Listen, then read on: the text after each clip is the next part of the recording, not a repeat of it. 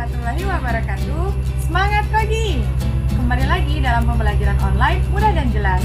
Kali ini kita akan memberikan edukasi kepada teman-teman tentang spesifikasi unit dozer 115 serta kita akan diberikan penjelasan dan ukuran-ukuran unit. Harapannya dengan melihat video ini kita bisa paham dan bisa menerapkannya ke lapangan dengan baik dan benar. Saya yakin Anda bisa mengoperasikannya karena Anda adalah calon-calon operator yang handal. Oke, kalau begitu langsung saja kita mulai pembelajaran online-nya dulu ya.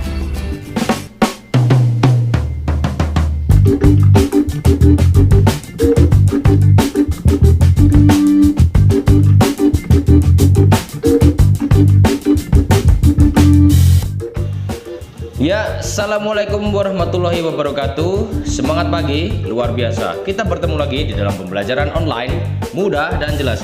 Kali ini kita akan menjelaskan spesifikasi unit dozer 155-6. Kita mulai dari sini.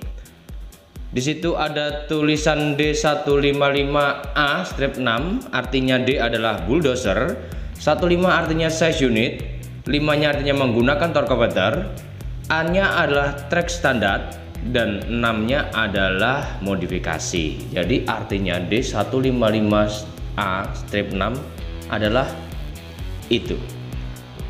Kita lanjut lagi di sini. Tahukah Anda spesifikasi ukuran pada dozer 155-6?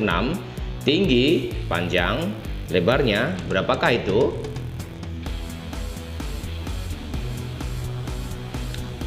Ya, langsung saja ya. Kita lihat di sini tinggi dari tilt cylinder blade sampai dasar tanah atau bawah adalah 3510 mm.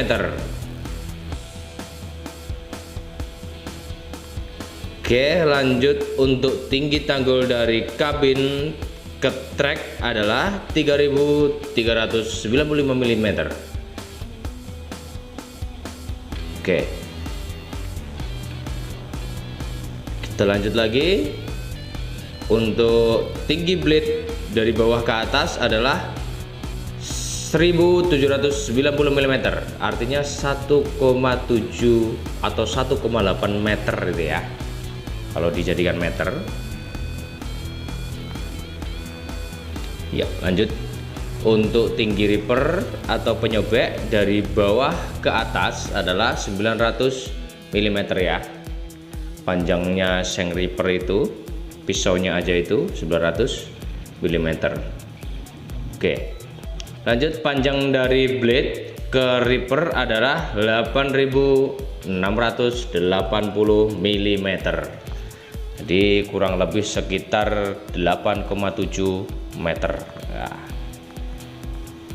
Oke, lanjut. Untuk blade dari kiri ke kanan lebarnya adalah 4130 mm ya, artinya 4,13 meter ya.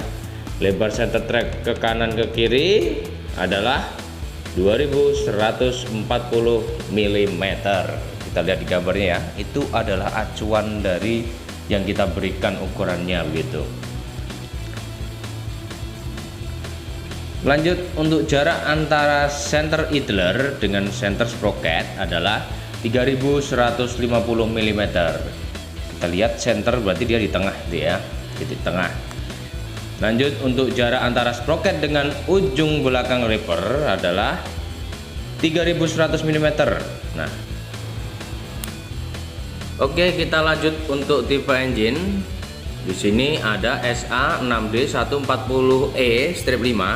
S-nya artinya supercharger, A-nya air cooler, 6-nya jumlah silinder liner, D-nya diesel engine, 140 adalah diameter silinder liner, E-nya low emission, dan strap 5-nya adalah modifikasi. Jadi untuk dozer 155 strip 6 ini menggunakan tipe engine SA6D140E-5. Begitu teman-teman.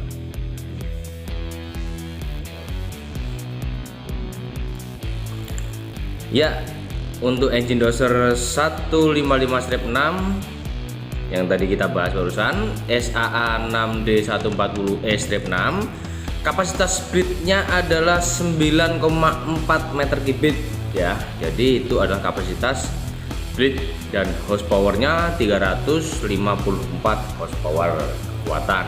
Lalu powernya untuk RPM nya 1900 RPM. Oke, kita lanjut.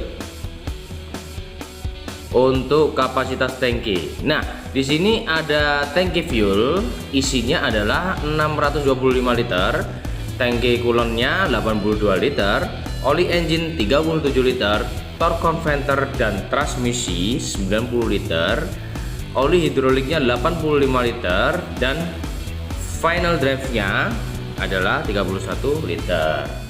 Ya, langsung kita untuk konsumsi fuel liter per jamnya. Untuk low ini adalah unit idle traveling turunan tanpa muatan 11,4 sampai 22,8 liter ya konsumsinya. Yang untuk yang medium 22,8 sampai 34,2 liter, yaitu artinya medium adalah mendorong material dengan ringan dan penyerapan jalan ya, artinya ya medium lah pekerjaannya.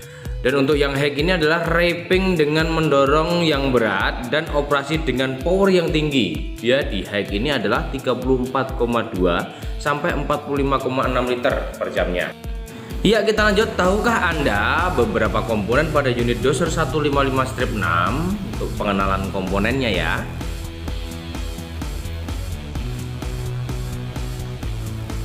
Dan mari kita lihat nama-nama komponen doser 155-6. Let's go.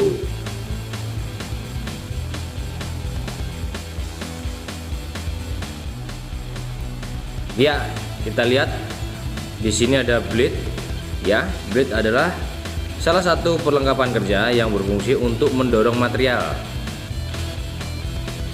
Lanjut untuk lampu kerja ya. Lampu unit adalah alat untuk menerangi jalan pada saat bekerja dan memberikan tanda keberadaan unit tersebut ya. Lanjut untuk radiator atau coolant group adalah sistem pendingin pada engine. Posisinya di situ teman-teman, di depan. Ya, kita langsung saja jalan ke kanan unit. Itu adalah frame. Frame berfungsi untuk menopang beban blade saat beroperasi. Itu frame ya. Lalu kita lihat posisi selanjutnya. Lanjut untuk tail cylinder blade berfungsi untuk mengatur kemiringan blade ke kanan dan ke kiri. Itu ya. Oke, lanjut kita lihat di sini ada lift cylinder blade. Nah, berfungsi untuk mengatur naik dan turunnya blade. Itu ya, lift cylinder blade ya.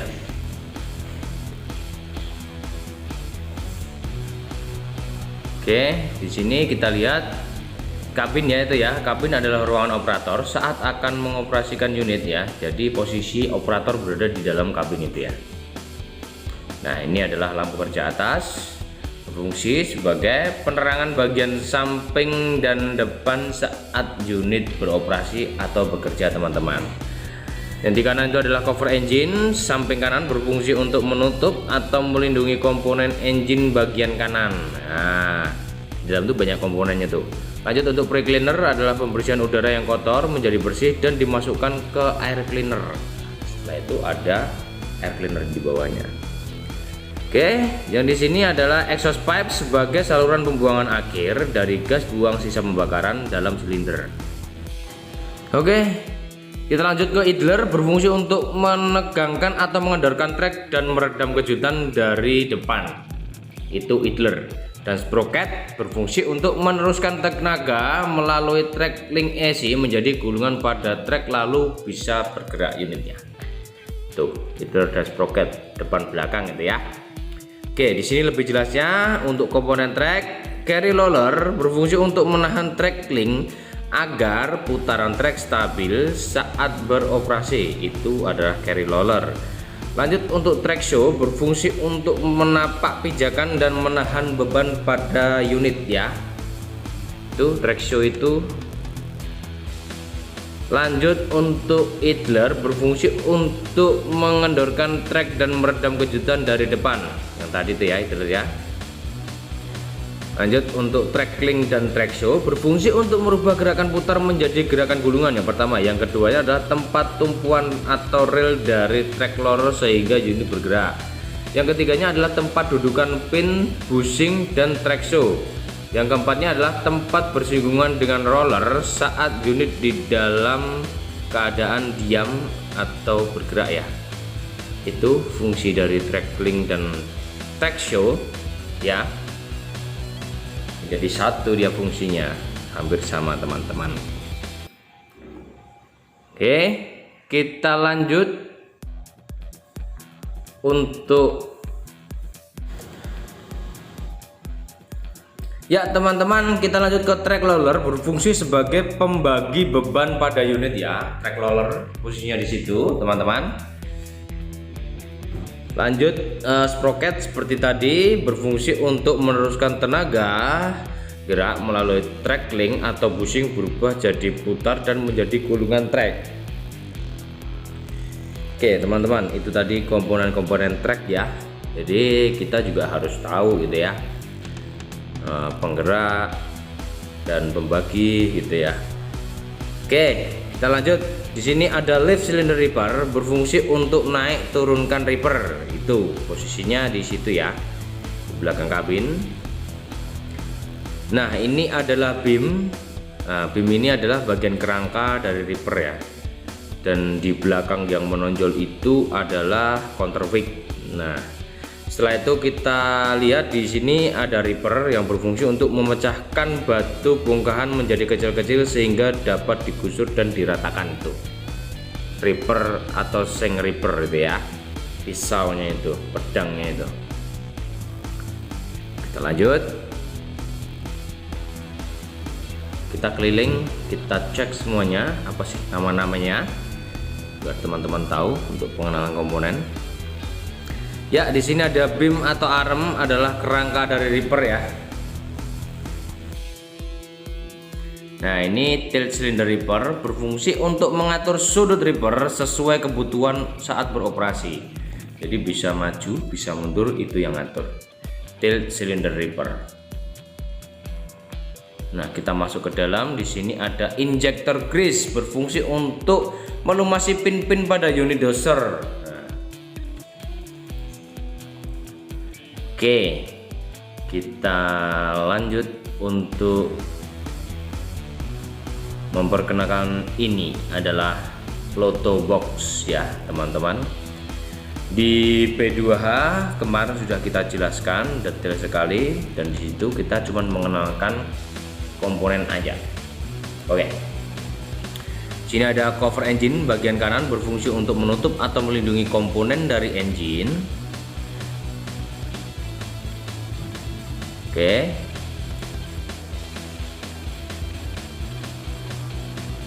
setelah itu sini seat belt ya, berfungsi untuk menahan tubuh yang kemungkinan agar tidak memperparah kecelakaan ya.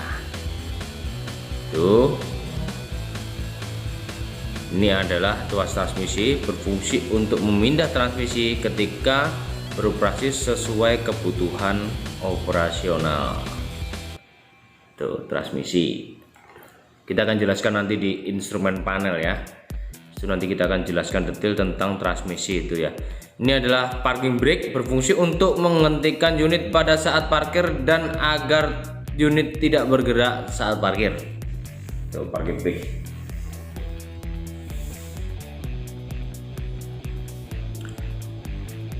Nah, yang di situ adalah lock lever ya. Satu lock lever berfungsi untuk mengunci beberapa lever pada unit doser.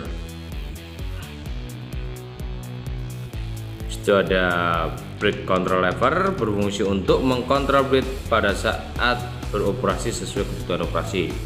Mau naik, mau turun, mau miring di situ. Oke, sini ada, kita lihat ripper control lever, klakson dan pin puller. Klakson berfungsi untuk memberikan isyarat start engine maju dan mundur ya. Itu adalah fungsi dari klakson. Yang keduanya adalah ripper control lever, berfungsi untuk mengatur sudut ripper dan naik turun ripper sesuai kebutuhan kerja. Oke, dan pin puller control lever berfungsi untuk mengatur keluar masuknya pin pada saat akan mengunci seng ripper, memperpanjang memperpendekkan seng ripper. Tuh pin puller itu yang mengunci teman-teman. Oke, semuanya sangat mudah dan sangat simpel nama-namanya teman-teman. Oke, kita lihat di situ ada pedal gas. Pedal gas adalah berfungsi untuk menaikkan dan menurunkan RPM ya pada saat unit beroperasi ataupun idle ya. Lanjut untuk brake. Brake adalah sebuah alat untuk menghentikan atau mengurangi kecepatan unit pada saat unit beroperasi. Ya, jadi begitu teman-teman. Simple, mudah banget, nggak ada ribetnya belajar ini. Ini adalah jok, adalah tempat duduk operator yang bisa diatur sesuai kenyamanan operator. Itu posisi tempat duduk operator jok gitu ya. Oke. Di sini kita lihat ada key start atau kunci kontak, adalah sebuah alat untuk memutus dan menghidupkan sistem kendaraan. Jadi di situ kontaknya, kontak startnya seperti sepeda motor dan mobil biasa itu ya. Ya, lanjut teman-teman, di situ ada kumpulan panel atau instrumen panel, adalah sebuah indikator yang memberikan tanda keadaan unit ya, error ataupun tidak ya. Oke, di sini kita lihat engine shutdown adalah switch untuk mematikan unit dalam keadaan emergency atau mematikan unit dengan cepat di situ ya. Langsung dimatikan. Yang penting jangan lupa parking brake diaktifkan. Itu diaktifkan. Oke. Di sini ada grease tank indicator, adalah indikator untuk mengetahui grease itu masih apa tidak, dan wadah grease ya, tangkinya itu adalah wadah grease. Oke, itu aja. Yay, teman-teman, itu tadi adalah pembelajaran yang dibuat untuk kamu semua yang ingin meningkatkan skill, pengetahuan, serta refresh pengetahuan untuk teman-teman sekalian. Sudah jelas ya teman-teman, ternyata belajar spesifikasi unit Dalzer 115 itu mudah aja dan gak ribet kok. Semoga pembelajaran tadi bisa dijadikan acuan untuk kita ketika berada di lapangan. Sekian dan terima kasih. Wassalamualaikum warahmatullahi wabarakatuh.